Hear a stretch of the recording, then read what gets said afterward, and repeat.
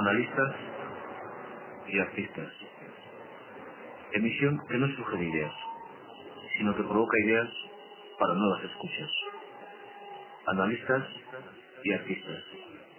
Es un programa de escucha juntas, Sociedad de Estudios Vascos, con la colaboración de Radio Vitoria y la participación en mezclas sonoras de Catanga, Factoría Cultural. Analistas y artistas. Este programa, para ser visto desde la escucha, es un documento radiofónico de creación sonora avanzada para la reflexión y la confrontación de ideas. Emisión en directo que, como nueva contribución experimental, divulga debate cultural y producción intelectual. Con este medio radiofónico, quizás para un oyente nada criticón, pero sí con juicio crítico, para una audiencia no representada en los índices de audiencia, con oyentes participativos, inconformistas y no quejicas, para ti oyente, para tratar de analizar el galimatías de la industria y las políticas culturales en nuestro país, están en el estudio de Radio Vitoria hoy Fernando Golbano, Fernando Illana y Dani Castillejo. Sus reflexiones estarán arropadas por motivos sonoros compuestos por artistas de nuestra ciudad. Las piezas sonoras de estos compositores ocuparán un espacio que titulamos Los colores del sonido. Los colores del sonido. Rojo Vídeo. Rescatará composiciones sonoras realizadas para vídeos de creación. Los colores del sonido. Azul Cine. Rescatará bandas sonoras producidas para películas. Los colores del sonido. Amarillo electroacústico. Integrará piezas originales de sonidos electroacústicos creados para la radio. Los colores del sonido. Negro, revista de arte sonoro. Incluirá experimentos sonoros realizados para su estampación en CD. Los colores del sonido. Blanco directo. Mezclará música de fusión para el último tramo del programa Analistas y Artistas. Bueno, nos preguntamos en esta mesa y doy pie un poco ya a partir de esta presentación creada por efectos sonoros y tal, un poco a presentar a mi está Daniel Castillejo, Fernando Golbano y Fernando Illana. Entre los cuatro, y sobre todo ellos tres, intentarán pues, tejer una visión global, amplia y plural respecto a lo que se ha mencionado antes, industria y políticas culturales en nuestro país. Entonces, bueno, tenemos unos puntos enumerados que igual tampoco van a seguir linealmente, vamos a continuar o vamos a tratar de un modo escalonado, pero bueno, yo en la primera pregunta que podemos saber es de qué hablamos cuando hablamos de políticas culturales. Y ya podríamos luego ir tejiendo un poco las... Bueno, vamos a ver, soy Daniel Castillejo. No sé muy bien, realmente no sé muy bien qué se habla, qué se dice, qué quiere decir cuando se habla de política cultural. La verdad es que a mí me parece, me da la impresión de que está bastante mezclado lo que es la política cultural y la cultura política, de alguna manera, ¿no? Son ámbitos que se mezclan, puntos o espacios que en sus fronteras están bastante difusos. Entonces, cuando se habla de política cultural, yo creo que alguien debería referirse básicamente a lo que es justamente el límite de la cultura entendida como un servicio público, pero a la vez dictada o no dictada, sino simplemente promovida o gestionada por la política. De alguna manera podríamos hablar así. Ya digo, es un debate muy amplio, muy antiguo, y lo que está clarísimo es lo que es la cultura y lo que es la política. Cuando se habla de política cultural, yo sinceramente no soy capaz de poder hacer una definición de ese tipo. Bien, soy Fernando Golbano y es verdad que la pregunta es demasiado amplia como para encontrar una definición muy precisa. De hecho, este es un debate no cerrado en los estudios que hay sobre estudios culturales o sobre políticas culturales. Tampoco se llega, digamos, a establecer de un modo preciso qué se entiende por política cultural. Incluso hay dos grandes tradiciones que se oponen entre sí, dos grandes sensibilidades de entender cómo dar respuesta a esa demanda social del derecho a la cultura como un derecho civil, como un derecho también de ciudadanía, un derecho de las personas, y cómo responden, digamos, las administraciones públicas, pero no solamente las administraciones públicas, a este derecho, a esta demanda social. Estas dos grandes tradiciones que se han entendido siempre como la que nace, digamos, con la tradición francesa de que es el Estado el que provee esos servicios, satisface esos servicios de los ciudadanos, y entonces organiza la red de bibliotecas, la red de educación, la red de protección a las artes, la red de museos, y que son servicios que pretenden llevar a los ciudadanos posibilidades de acceso a la cultura y a las artes desde la propia intervención pública, la propia administración pública. Es un modelo, digamos, para entendernos mejor, muy descendente, muy de que el Estado o instituciones públicas proveen de recursos a los ciudadanos. El otro gran modelo es el modelo anglosajón, con esa especie de sensibilidad que tienen por dejar que el Estado ocupe el mínimo de espacio social o el mínimo de intervención social, y por lo tanto se dotan de instituciones de mediación, instituciones intermedias, en las que delegan esas políticas o intervenciones culturales, ¿no? Y crean los consejos, el Consejo de las Artes, o proponen medidas de mecenazgo o de favorecer las mediaciones privadas, ¿no? Entonces, todavía somos un poco herederos de esa concepción, la que afecta también a nuestro ámbito más próximo, que es esa concepción francesa ilustrada, de que el Estado y el Estado del bienestar, en este caso, debe de proveer también de esos derechos culturales. No solamente el derecho a la enseñanza, sino el derecho al acceso a las artes o a las prácticas culturales elevadas, supone, ¿no? Pero el problema es que también con la crisis del Estado del bienestar, y por lo tanto con la limitación de recursos públicos, también afecta a cómo satisfacen estos derechos o estas necesidades públicas, sociales. Y por tanto el debate aparece de nuevo hasta dónde tiene que dar la intervención del Estado, de las administraciones públicas en este ámbito, y hasta dónde tiene que ser la sociedad civil o los propios ciudadanos a través de otras agencias sociales o de mediación, o incluso en una alianza nueva entre la intervención privada, la iniciativa privada y la iniciativa pública, para acceder a este tipo de prácticas, recursos, consumos en el ámbito de la cultura y de las artes. O sea que vemos que es demasiado elástico ese concepto político cultural para saber exactamente de qué estamos hablando, ¿no? Bueno, perdona, solo una apreciación. A mí me da la impresión de que cuando se habla de política cultural muchas veces tendemos a confundir lo que es lo que tú dices, el modelo francés, que es el modelo de los derechos de la cultura, al cual me da la impresión de que es muy distinto de lo que es la intervención política, es diferente.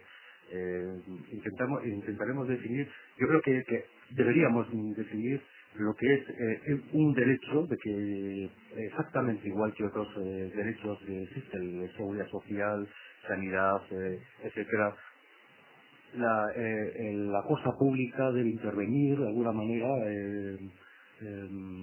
manteniendo y potenciando este tipo de derechos, si entendemos la cultura como algo ineludible. Pero cuando yo entiendo y se habla de política cultural, se refiere a otro tipo de planteamiento, otro tipo de manipulación. Se refiere a yo es lo que entiendo, manipulación política. Política cultural son directrices políticas sobre la cultura. Entonces es bastante diferente del derecho, yo creo que es inexcusable a la cultura. Esa es la expresión. Soy Carlos Villana. Atendiendo un poco a lo que dice Daniel Castillejo, yo voy a incidir un poco en lo que decía Fernando Golbano sobre las dos tradiciones, la francesa y la anglosajona. Nosotros somos deudores de la tradición francesa, lógicamente. Pero yo creo que para entender la política cultural o para situarnos un poco, habría que quizás partir de una idea que es la excepción cultural, ¿no? Que es la que da pie a habilitar políticas culturales. Que hay una idea de cultura y el derecho viene también precisamente por esa y a través de esa excepción cultural. Por ahí es donde se legitima cualquier intervención, ¿no? Esa intervención puede ser positiva o negativa, puede ser de muchos tipos, pero lo que sí es claro que hay que partir de qué tipo de Estado, y el Estado si es mayor, es menor, y de qué manera incide en lo que entendemos la cultura, esa protección, esa expresión cultural que sí es producto francés.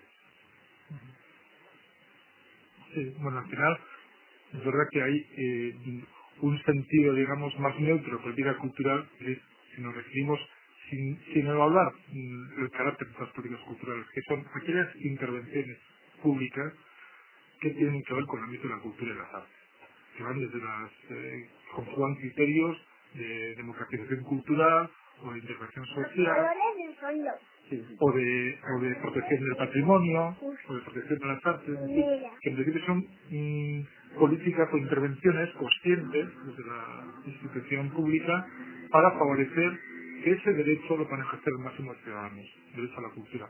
El problema es, como señala Dani, es que no hay política inocente. Siempre toda política está sujeta a crítica, está sujeta a evaluación, y por lo tanto hay políticas y políticas. Hay políticas que se manejan con unos criterios muy distintos, muy confrontados entre sí, y lo interesante es que eso sea también un campo de intervención ciudadana, de discusión ciudadana, sobre qué decisiones afectan al conjunto de los ciudadanos, sobre qué políticas se aplican y se llevan adelante. Y ahí cabría luego, quizás más adelante, van a aparecer muchos aspectos discutibles o muchos ejemplos de intervenciones en política cultural que son muy discutibles, y como son discutibles otros ámbitos de la política, ¿no? Un cimentar, digamos, en un carácter, digamos, más diabólico, de que incluso puede haber una manipulación detrás de ello. Simplemente todo aquello que viene del Estado, que intervención pública, es sujeta a discusión y a crítica pública, porque nos afecta a toda la ciudadanía. Y lo interesante, precisamente en la sociedad democrática, es que permita esa vuelta de los ciudadanos, esa participación de la ciudadanía, y que también las políticas culturales sean menos ejercicios de arriba abajo, hacia la sociedad, o del centro de poder hacia la sociedad, sino que crezcan las posibilidades de mediación y de participación. Yo creo que es donde se pueden enriquecer esas políticas culturales, donde pueden, digamos, al mismo tiempo de ser políticas, pero son acciones, digamos, con recursos públicos y con infraestructuras públicas, permiten esa intervención de la ciudadanía, que no solamente es sujeto pasivo de esa política cultural, sino sujeto activo de esa política cultural, ¿no? Y es donde se trabajaría una nueva división entre políticas culturales, ya dentro de nuestro ámbito, ya sin hacer esa gran distinción, ¿no?, de dónde somos herederos, ¿no?, de qué gran modelo político somos herederos, sino dentro de este modelo de intervención pública caben, sobre un mismo ámbito de actuación o sobre un mismo tema, caben múltiples posibilidades de intervención. Y es donde aparece un debate interesante también, ¿no? Claro, pues que tampoco, yo creo que tampoco podemos eludir de qué tradición venimos, ¿no?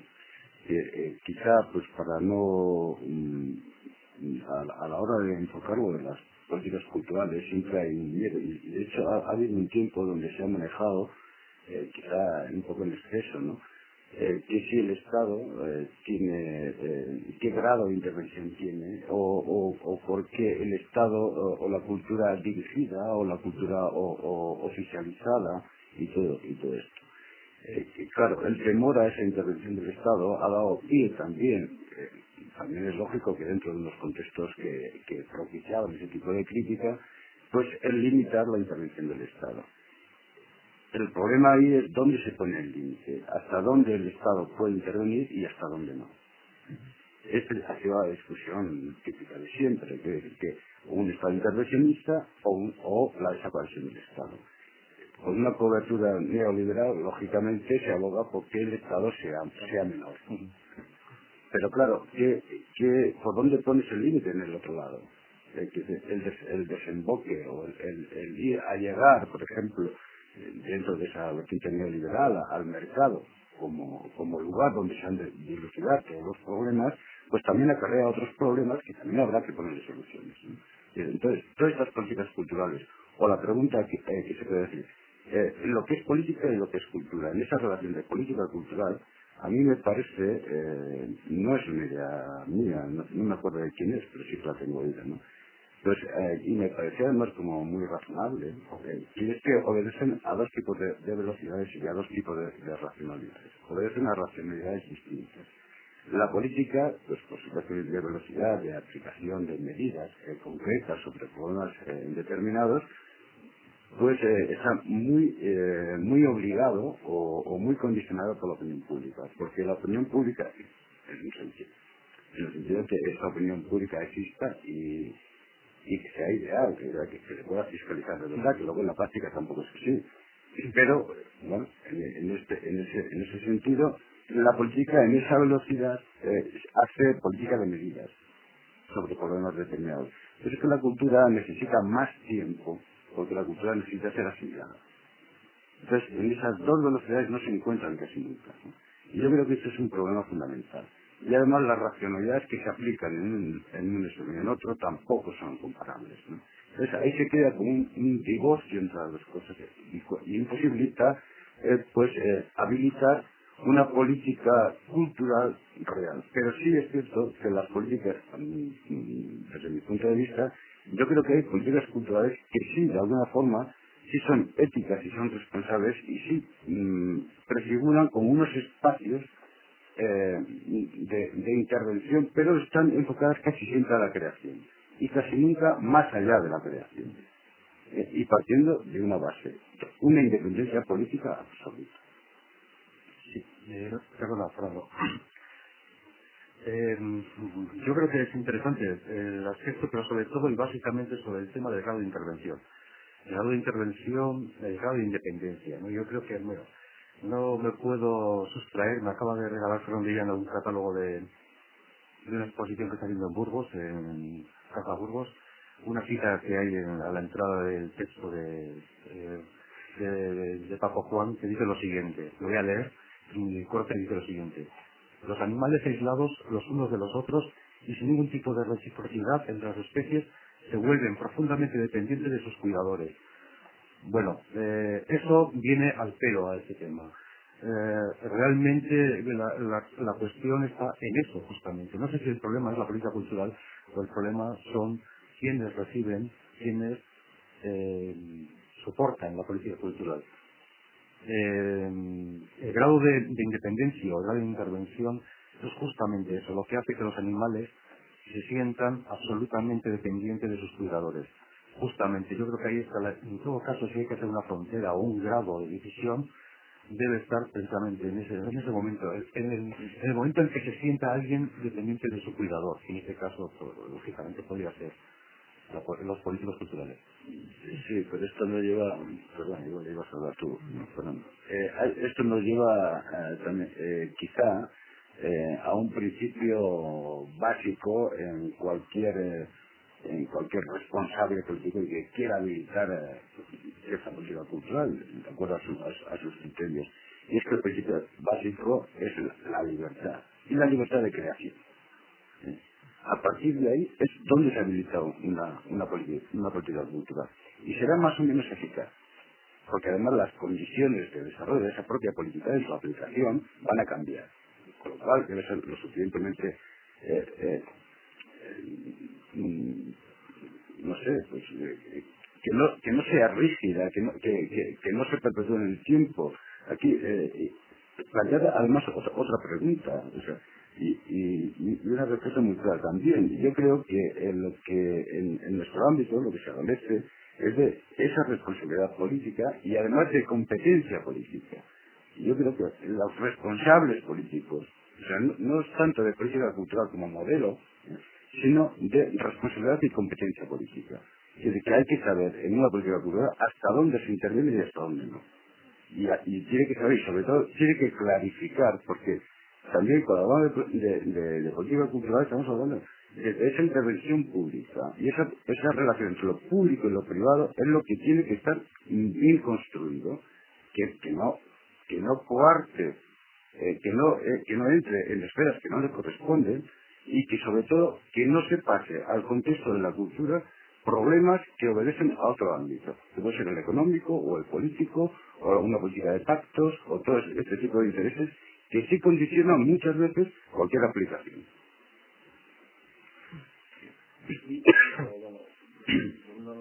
También hay una pregunta dentro de esta fiebre de emergencia de los museos, de las infraestructuras para la cultura, todo eso. Yo creo que es una pregunta un poco que sí toca este aspecto, ¿no? ¿Debe el artista vestir al príncipe o desnudarlo, ¿no? Un poco el artista o los agentes culturales deben de... Creo que esta pregunta sí viene un poco ligada a lo que se está pasando en este momento, ¿no? Bueno, perdón. El príncipe, lógicamente, tiene que ser desnudado. Es evidente. Sobre todo en relación con lo que estábamos hablando antes de la política cultural. El príncipe, entendido como gran figura, gran figura política o gran figura prepotente, y sobre todo el artista, si existe algún tipo de planteamiento en el arte básico entre los artistas, debe ser justamente el de la crítica, el de la reflexión, y se debe desnudar. Lógicamente la gente está mucho más interesante desnuda que vestida, y los príncipes, sobre todo cuando se demuestra justamente que son los príncipes que son exactamente igual que los demás. En el tema de la política cultural es lógico, ¿no? Debe existir este tipo de planteamiento crítico y reflexivo, y en el tema del príncipe, si lo entendemos así, debe estar planteado, ¿no? Los creadores justamente deben ser conscientes de lo que están, con quién están hablando y con quién están manejando sus propias reflexiones, ¿no? Y a quién se deben referir. Entonces, lo lógico en este caso, yo creo que en este país más aún, es justamente desnudar al príncipe. Ese también es otro viejo conflicto, ¿verdad? Ya Maquiavelo advertía, ¿no?, de cómo los príncipes debían saber ganarse a los artistas para que le vistieran, ¿no?, vistieran simbólicamente y le legitimaran. Este es un conflicto que no tiene una solución definitiva, porque depende en qué estado, en qué sociedad, en qué situación concreta, pues hay veces alianzas y alianzas incluso, bueno, pues interesantes para que príncipe, artistas o el poder social, el poder público, digamos, requiere también de esa intervención artística para construir nuevas identidades colectivas, nuevas identidades sociales, políticas. No hay más que ver, digamos, y mirar toda la trama monumental de nuestras ciudades, por ejemplo, ¿no?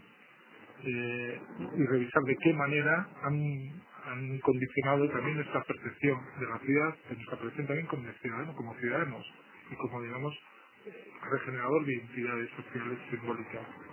No siempre esto tiene un carácter, digamos, interesante y positivo. Hay veces que esto es muy nefasto, ¿no? No hay más que remitirnos, digamos, a las experiencias de sociedades dictatoriales o poco democráticas, ¿no?, como el poder también utilizaba a esos artistas para legitimar una situación dada, ¿no? Tenemos muchas propiedades artísticas, desde las realistas hasta la experiencia de los nazis o la experiencia de una dictadura. Pero también en la situación democrática se juega ese conflicto, se da ese conflicto. Entonces, claro, es muy complicado cómo un artista puede a veces conjugar su propia libertad personal con también su compromiso con su época, con su tiempo y con su sociedad. Y por lo tanto es un dilema que es difícil resolución. O sea, es bueno que haya esa tensión crítica, pero también no es un personaje autista que está aislado de su sociedad y de su época. Un artista interviene socialmente, o ahora mismo cuando un artista le plantea que intervenga una organización o una plaza pública, también genera, digamos, experiencias en ese espacio, por tanto, genera memoria, genera diálogos con el pasado, genera proyecciones del futuro, genera identidades ciudadanas. Entonces, ¿cómo intervináis cuando es un encargo que siempre es un encargo público? Por lo tanto, ese encargo público hace tener sus precios, ¿no? Sus precios tácitos, no escritos, pero tácitos. Entonces, es un tema bastante complicado. Es bueno que haya esa tensión crítica, porque el arte es un campo en que se renueva el imaginario colectivo, el imaginario personal. Por lo tanto, el interés que tiene y todavía sigue siendo necesario la práctica artística y la experiencia artística es porque nos permite, digamos, subrogar la vida, incluso la vida cotidiana, incluso las limitaciones de ahora, en una experiencia distinta, una experiencia más intensa o más compleja, y esto evidentemente sigue con una función social, ¿no? El tiene que vestir a veces, típicamente, y así lo tiene que desnudar. Es complicado. Lo mejor sería que ya fuéramos entrando en algunas, digamos, ejemplos, algunas situaciones más concretas para ver hasta qué punto se tienen que haber vestido, tienen que ser lanzado a quitar esos ropajes del poder que permiten, pues, construir legitimaciones conflictivas o yo estoy de acuerdo, yo es simplemente lo único ahí es un pequeño matiz. No sé si tiene que vestir o desnudarlo. La realidad es que lo vistes y lo desnuda. Esa es la diferencia. Hay una quizás sea oportuno para el tiempo que nos toca vivir. El tema no es que lo más recordatorio de vestirlo o desnudarlo, sino también cabe la posibilidad de disfrazarlo, o sea, desnudarlo también. Yo creo que quizás ese es el tiempo que más nos ocupa, ¿no? Y políticamente, por un ejemplo muy claro, nosotros estamos muy bien recientes en un periodo de transición, ¿no? Y bueno, cualquiera que conozca la historia, pues bueno, estos procesos de transición en la democracia, en la monarquía, y pues, bueno, pues sí que hay estrategias de disfraces, ¿no? Entonces no es tanto el rechazo visceral, el quitar y poner un estado u otro, sino que hay estados simulados. Y también hay, al principio yo creo que hay que disfrazarlo, pero hay que disfrazarlo a menudo y de acuerdo a nuevas condiciones, a nuevos estados. Yo por el contrario creo que el príncipe siempre que se viste se disfraza. No se desnuda. Sí, lo que ocurre que en esa relación con el poder, claro, si hacemos una cita, pues bueno, conocer mejor o poner en evidencia al poder, no se le pone más en evidencia cuando se le desnuda. Quiero decir que ahí lo único que puede mostrar en esos desnudos, quizá es posible que incluso fuera pues como una exhibición de poder, de aún más poder todavía, ¿no? Porque lo que es cierto que el poder no reside en las vestiduras, reside en otras cosas. Y esto sí no se puede desvestir. ¿Sí? Y de que en este juego, o cuando se hace ese juego, quizá, no sé cómo, no, pero es como cuando se hace una crítica, ¿no? Pero se hace una crítica ortodoxa. Es que se puede ser crítico, pero lo que no se puede ser es inocente. Y es más grave ser inocente que ser crítico. Entonces, yo creo que en ese juego de estrategias, en esa relación con el poder, no hay que olvidar estados anteriores, pero tampoco hay que recuperar estados o acciones o estrategias críticas que no son eficaces. En este sentido, el enfrentamiento hay que ser en términos de eficacia. No se puede luchar contra otro desvistiéndole para volverlo a vestir. No. Se puede hacer otras estrategias, que son estrategias de poder también. En esa relación yo creo que siempre por parte del mundo de la cultura se puede hacer esa división, que es un poco forzada, sé que es un poco forzada, pero sobre todo porque quería retomar un poco la idea esa de libertad, es libertad de acción, libertad de creación. Y que no haya mediaciones por parte de lo público, que no haya mediaciones por parte de las instituciones, que no tanto lo público como entendido como poder político transferido a representativo en ese sentido, sino lo del poder constituyente, lo que constituye una cosa y lo legitima. Y ahí no es una cuestión de desvestir, sino en todo caso de disfrazar. O sea, a veces la ironía en la periodo contemporánea es muy utilizada y es eficaz. Entonces, no es tanto oponerse, no es tanto el silencio, es una estrategia también, y es una estrategia irónica a veces, ¿no? Y es un silencio elocuente. Es un poco por apuntar algo sobre esas dos cosas, esas dos polaridades, entre vestido, desnudo, entre crudo, cocido, entre este tipo de cosas, ¿no? Yo creo que es mejor abandonar la inocencia de cambio. No hay cambio posible. O sea, no sé, porque si no entraríamos en otra dinámica anterior ya, y cuyos resultados ya han sido vistos. Yo creo que estamos en otro tiempo donde se requieren otro tipo de estrategias que quizás no obedezcan a es decir, o este o lo otro, o vestido o desnudo. O sea, no es esa bipolaridad. Los tres, en este furor de equipamientos, por ejemplo, ¿creéis que olvida, de hecho, esto que está pasando en este momento, ¿no? Unos presupuestos adecuados, libertad, creatividad, productividad, este furor, esta fiebre, bueno, de crear equipamientos inmovilizados? ¿Creéis que va directamente al tema de...? Sí, también está relacionado, está claro. O sea, una sociedad con una trama, digamos, de infraestructuras más compleja, más variada, más potente, más diversificada, que llega a más sitios, para favorecer experiencias creativas o para favorecer prácticas culturales mejores, más amplias, más diversas. Pues siempre que responda más. Siempre y cuando el equipamiento no hace en principio no hace la actividad ni hace la trama, pero puede ayudar, siempre y cuando no nos conformemos con crear grandes equipamientos o una red de equipamientos por toda la sociedad, y hasta el último pueblo llega a la última casa de cultura o el último barrio en una casa de cultura, siempre y cuando, digamos, no se conviertan en puntos de salida exclusivamente de iniciativas que ya vienen desde las instituciones, sino que sean lugares que activen la inteligencia creativa del máximo de personas, no solamente los creadores, sino el máximo de ciudadanos, y que activen experiencias más complejas y más plurales. En esa medida, y claro, con una responsabilidad distinta a la responsabilidad de una casa de cultura de aquí de Amarroa o Granada, ¿no?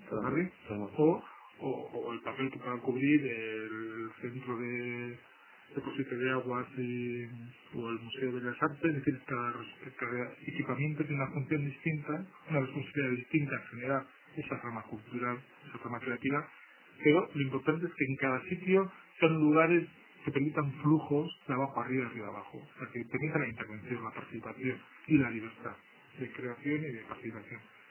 A partir de ahí, y que siempre es un proceso largo, sí que, digamos, mejorará la capacidad de la propia sociedad para generar nuevas prácticas o nuevas posibilidades culturales y creativas. Que no es solamente una sociedad que se convierte en una sociedad, sintiendo la ciudadanía solamente en cuanto a capacidad de consumir lo que la producen otros, crean otros o piensan otros, sino que una sociedad también que pueda su propia experiencia darle forma cultural, forma creativa, e incluso producir cosas, crear cosas que entran en otros flujos globales o internacionales de intercambios y ser una sociedad con más competencias y más interesante. Y ahí es donde hay un debate que es continuo, ¿no? Si cada equipamiento, cada gestión, cada programa de intervención, si facilita este tipo de cosas o no. Si se convierte bastante en uno de los puntos de salida, digamos, de acciones o de programas que vienen ya hechos desde el gestor cultural de turno y el político de turno. Lo interesante es lo otro, yo creo. Lo que pasa es que se requiere tener una mayor libertad de intervención. Segundo, requiere presupuestos que no están siempre sancionados por la propia gestión de la administración, sino que esos presupuestos deleguen en asociaciones, en creadores, en la trama que viene de abajo, y que permita ese flujo, ¿no? Si no, yo veo complicado. Si queremos, digamos, llevando una política cultural o una práctica muy teñida de paternalismo, enfocada más en la difusión, no tanto en la creación y distribución. A mí me parece que todo este tipo de equipamientos culturales o de infraestructuras culturales no obedece tanto a las propias necesidades del artista, del hacer creativo, como a ciertos globos creados a partir de unas coberturas generales, que parece ser que hay procesos de globalización donde todo el mundo, atendiendo a su proceso de globalización, quiere, y en términos de identidad, fijar su lugar para así promocionarse o crear causas que puedan tener eso en términos de identidad, de presencia, ¿no? También el límite ese que se ha puesto del tercer milenio, ¿no? Que por otro lado también nos ha quitado un final de siglo, ¿no? Que puede ser un poco más romántico. Entonces ha habido como una voy a hacer otra vez referencia a toda esa emergencia de actitudes o de inclinaciones neoliberales, ¿no? Que muchos argumentos pertenecientes al contexto económico se han trasladado al contexto cultural. ¿Qué ha ocurrido con esto? Claro, eso por un lado. Por otro lado, hay un hecho que me parece que es constatable, y es la dependencia que tiene la política de la publicidad. Con lo cual tiene que habilitar aplicaciones muy claras, con rendimientos muy claros, que tienen su reflejo en el mercado del voto. Esto ha hecho que cada político, cada partido, en aquellas parcelas de poder que ha gestionado, ha querido hacer por encima de todo cualquier intervención para así tener una relación directa con el ciudadano, con aquel que le gusta. A mí eso me parece un factor fundamental, porque si no, no se hubieran podido dar ese tipo de proyectos fuera de lugar, casi en algunos casos kafkianos, ¿no? Vitoria en este caso es modélica, porque aquí los políticos se han dedicado a apuntar posibilidades de proyectos que después la opinión pública o representada en los medios de comunicación, pues bueno, se ha visto que no se sentía necesidad de ellos, ¿no? Y han tenido que dar marcha atrás. Pero parece ser que los partidos, o los ejecutivos de los partidos, han sido verdaderas fábricas de montar proyectos, y además totalmente peregrinos, ¿no? Y entonces, solamente con una condición de si esto era bien sancionado por la opinión pública, se podía hacer. Pero entonces, ¿dónde está la cultura del proyecto? ¿Dónde está? ¿Qué es lo que pone en cuestión? ¿Qué es lo que pone en crisis esto? La crisis real de los partidos políticos. Los partidos políticos, y ordenados como están en términos de representatividad, están totalmente en crisis. O sea, no obedecen a lo que deciden los ciudadanos. El partido político se ha alejado de la ciudadanía. No existe opinión pública, porque además los medios lo han mediatizado. Entonces es el control de los medios, es la manipulación de la opinión pública lo que legitima por debajo un proyecto. No es el proyecto en sí. Que ahí se han abierto vacíos que son muy difíciles de llenar. O sea, una reflexión del partido político en cuanto a opción, en esa vinculación con la ciudadanía, con aquel que vota, me parece imprescindible a la hora de elaborar o de entender o de presentar un proyecto de ciudad, de Estado, de nación, o lo que sea. Por otro lado, el Estado también entra en crisis, precisamente por efecto de esa globalización. Y se dan dos procesos, uno de globalización y otro de localización. Ese funcionamiento entre los dos estados, ¿no? Y entonces, dentro del mundo cultural, como la política ha irrumpido en el sector de la cultura, porque no tiene otro sitio donde discurrir, porque la economía se libra en otras áreas, en otros sitios, y donde la política, a través de esa red de opciones políticas, crisis de las ideologías, la política real es la política municipal. Esa es la política real, la que está más cerca del ciudadano. Pero resulta que está vinculada muy mucho a los medios de comunicación. Está cautivo de Y el ciudadano ahí se encuentra indefenso. Es como un espectador de una película de proyectos a cada cual más descabellado. Yo recuerdo aún, por un ejemplo, algún concejal del Ayuntamiento de Vitoria se le ocurrió un día poner como posibilidad, y no lo logró, pues un poco que hablamos antes de la sociedad de vigilancia, que tú vas a tener la Salamar y con las cuestiones sobre eso, unas cámaras de vídeo para ver quién echaba la basura en su sitio y quién no. O sea, esto ya es de un exceso, o sea, es querer contactar, o sea, porque estamos en una sociedad de la comunicación, entonces el político tiene que comunicarse con aquel que le vota, lo tiene que seducir, y lo seduce a través de esta política de medidas.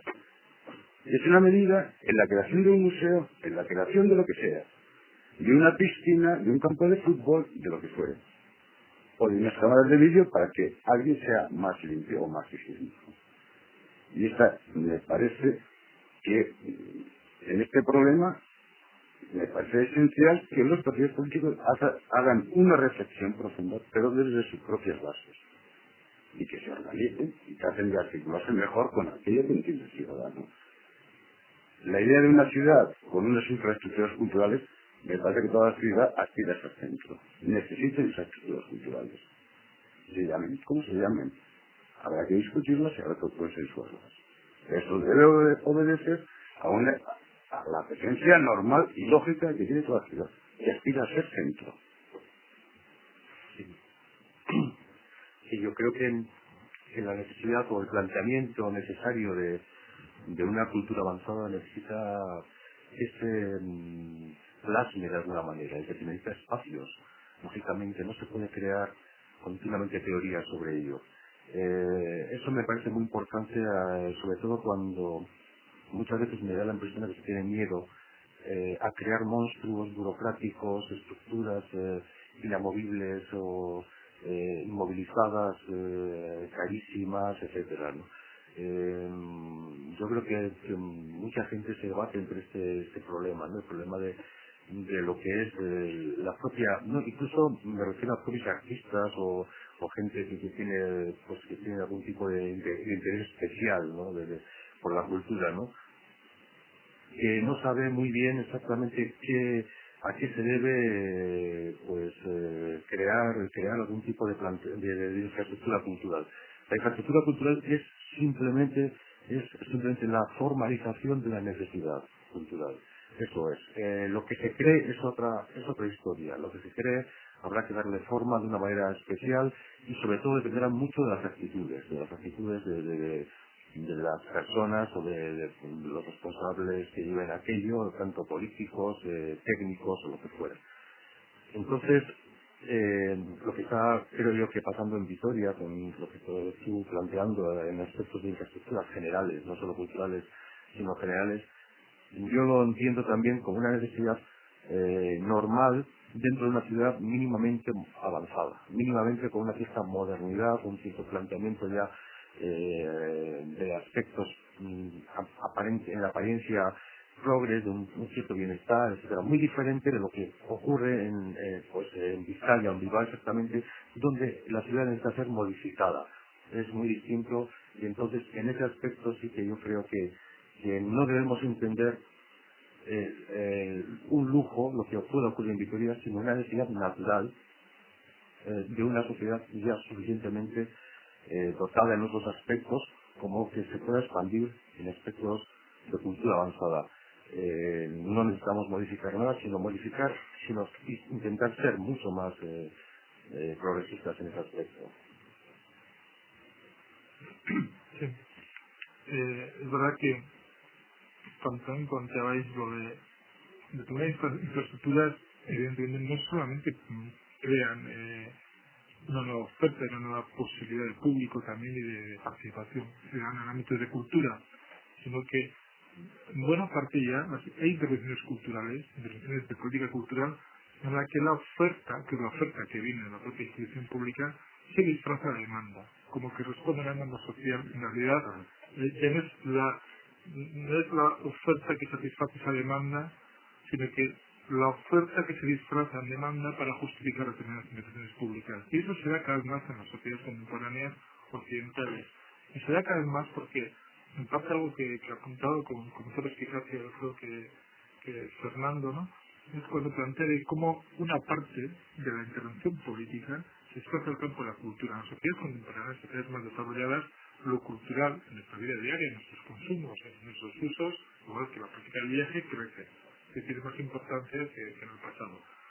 Y eso lo saben los políticos, igual que lo saben las industrias culturales. También intervienen en esa necesidad creciente, ¿no?, de demanda cultural.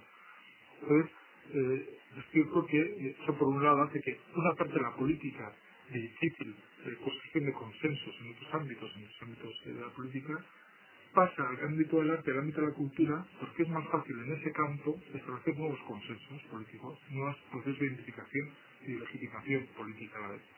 Eso se da. Y se da también porque aparece una nueva alianza, una nueva relación también entre la cultura y la economía. Y la cultura habitualmente un campo de gasto público.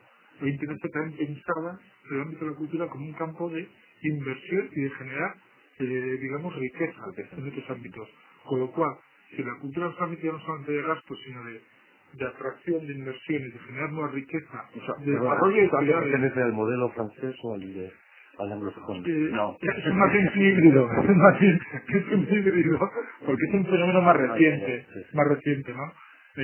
Parece que todavía han existido Ministerio de Cultura, pero el Ministerio de Cultura es un invento francés. El invento francés del año 60, cuando crea por el Ministerio de Cultura público. Pero también en los últimos años, y también como efecto de la crisis económica, y también por el desarrollo de las sociedades, sobre todo en el ámbito de los servicios, aparecen nuevas posibilidades de desarrollo económico en ámbitos, en enclaves nuevos, que antes estaban vetados para este tipo de desarrollos. Y la cultura es un ejemplo claro. Y la integración en el sentido de procesos productivos o desarrollo de ciudades, el caso de Bilbao es en nuestra comunidad es el más claro, ¿no? Y como una intervención cultural, o la política cultural, como es el Guggenheim, se convierte en un tractor que regenera toda la zona, una zona degradada, una zona en reconversión, y los motores de la ciudad ya no son, la ría ya no es ni el carbón, ni el acero, ni la industria naval, y tendrán que ser otros servicios, otras posibilidades de producción y de creación. En este caso, el Guggenheim se pretende que también tenga esa perspectiva, o esa connotación, o esa posibilidad, ¿no? Entonces, su museo es algo más, es una especie de industria industrializante, es una especie de industria nueva que genera otras industrias, o otras atracciones de inversión. Es un museo por defecto. Bueno, en este caso es verdad, sí, sí, no nace con las características del museo tradicional de Bellas Artes, sino nace con otro enfoque. Nace porque viene también, y en esto son muy adelantados los neoyorquinos, en este caso que es un proyecto de Guggenheim, que inaugura, digamos, una nueva saga, una nueva modelo de museo, que es un museo que tiene mucha intervención como industria, como servicio, que por todo el mundo genera posibilidades de franquicia, de colaboración o de convenios con otros museos para sacar rendimiento, en este caso económico, no tanto simbólico, a sus propias colecciones, a sus fondos artísticos. Pero esto sucede cada vez más. Lo único que sucede es que no siempre hablamos de intervención privada y pública, sino estamos asistiendo a un fenómeno de rápido crecimiento de financiación, de sponsorización, de mecenazgo por empresas privadas o financieras que ven también no solamente un rédito de marketing o de prestigio, ven también posibilidades nuevas para captar nuevos socios o nuevos públicos o nuevos consumidores para sus propios productos, sea que fuera financiero o de otro tipo. Claro, el momento en que está todo esto ya tan mezclado, es difícil ya separar política-cultura o economía-cultura, el debate se hace mucho más complicado, porque cuando se piensa ya una intervención o un programa o una infraestructura, hay que pensarlo también desde estas consecuencias, desde esta situación nueva, que incluso afecta a la convergencia entre ciudades. No ya, por ejemplo, dentro de Euskadi, ¿no? Sino dentro del Estado español, incluso en el ámbito internacional, sabemos que determinadas políticas culturales están siendo, digamos, motores de desarrollo económico, urbano y social de esas ciudades, pero que intervienen en la competencia internacional, que están luchando por una hegemonía entre ciudades, por generar nuevos mercados y desarrollos de la ciudad. Entonces también hay que contemplarlo, ¿no? Porque ya no es solamente la perspectiva desde la ciudad desde dentro, sino también la intervención hacia afuera desde la ciudad. Y esto hace que el debate se vuelva más complejo, incluso que hace que los políticos que tanto les criticamos tengan que tener en cuenta también situaciones nuevas y consecuencias nuevas para sus propios actos políticos. Claro, pues es que ahí se da una situación muy clara. Que sí es cierto que en Estados Unidos, en Nueva York concretamente, claro, nace esa nueva política iniciada, inaugurada por el Thomas Krenz. Claro, la cultura es muy clara. El descubrimiento de que la cultura puede ser rentable, en realidad no es un descubrimiento, es un argumento. Y se ha utilizado como argumento. La cultura ha sido rentable siempre. Rentable económicamente es cuando en la aplicación de la cultura, la utilización de la cultura de ese sector, es el crear la industria de la cultura como medio para regenerar zonas. O sea, el problema no es de cultura, el problema es un problema económico. Claro, casi todos estos argumentos que has dicho tú, Fernando, claro, obedecen sobre todo a unas condiciones generales que parece ser que no son posibles ser contestadas. Pero yo creo que sí pueden ser contestadas. Yo creo que no son modelos, no hay otra solución que habilitar de entender la cultura en términos económicos y sobre todo porque cada política cultural o cada infraestructura cultural que se crea tiene que autofinanciarse porque hay que reducir el gasto público. Hombre, claro, si lo metemos dentro de una cobertura, como dice el PP, que hay que llegar a la convergencia de la moneda única, claro, y si además se utiliza en términos de modernidad, claro, pero aquí hay manipulación, aquí hay un uso de una serie de argumentos, que es que lo que se coge, es decir, señores, nosotros estamos en lo que se entiende por democratización y modernización. Claro, será el caso que también en sociedades democráticas hay gobiernos muy poco democráticos y hay gestiones muy poco democráticas y en esta ciudad se ve todos los días. que las aplicaciones son muy poco democráticas. Es decir, que la convergencia en moneda única, si nos metemos en un sistema de globalización, vendido, vehiculado, comunicado, en términos de modernidad, es muy fácil que en la opinión pública se entienda que, bueno, esto hay que hacer, ¿no? Claro, desde otra perspectiva, yo podría preguntar los costos que eso acarrea. Y hay costos que no solamente son económicos, que también se da que hay muchas áreas, por ejemplo, para poner una aplicación muy clara, el ejemplo que tenemos del Web Science, que ahí sí que se da una necesidad, pero no era una necesidad cultural, era una necesidad sociopolítica y económica, que se utiliza una infraestructura cultural para regenerar. Bueno, eso, la fiscalización de eso es en términos de fiscalización. Eso es rentable si realmente los rendimientos obedecen a las inversiones. Pero claro, cualquier intervención de ese tipo también debe estar reflejado en otros ámbitos, que no hay números, no hay cantidades. Lo que está muy claro es que se han invertido 6.000 millones de pesetas en compra y ni una peseta queda en el País Vasco. Y eso no ocurre en otros sectores. Por contrario, dentro del Euskadi siglo XXI se ha organizado este país, alguien lo ha organizado, hay un programa, hay un proyecto en el cual está totalmente cuadriculado y está asignado áreas de competencia, áreas de desarrollo. Es muy característico que Álava, siendo un territorio, y por no poner el problema de la ley de territorios históricos sobre la mesa, donde esto, muy bien, a mí me gustaría ver este programa, cómo se ha ordenado Euskadi y cuáles son los papeles de los diferentes territorios históricos. Bueno, eso nadie habla con claridad. Y se ha habilitado lo que sirve de argumento para regenerar como una zona deprimida, que es muy lógico y es deseable. Pero claro, ¿cuáles son los significados de esto en las otras partes? Hace 10 años, en Álava había más posibilidades de modernización que lo que existen ahora 10 años después. Por el contrario, cualquier territorio, cualquier ciudad del Estado ha crecido, se ha modernizado, se ha equipado y en Álava, por el contrario, se ha ido hacia abajo. Esto es responsabilidad política también. Y de que eso tiene mucho que ver también en términos de orden, cómo se organiza un territorio, cómo se organiza un país o cómo se organiza un Estado. Y esto me parece que de cara a la opinión pública debería ser bastante claro. Y los partidos ahí debieran de hablar y sobre todo debieran decir al ciudadano cuáles son los modelos que ellos proponen o ellos entienden por sociedad y por país. Sí, yo soy solo una apreciación, ¿no? Fuera de ser un poco antiguo en este aspecto, ¿no?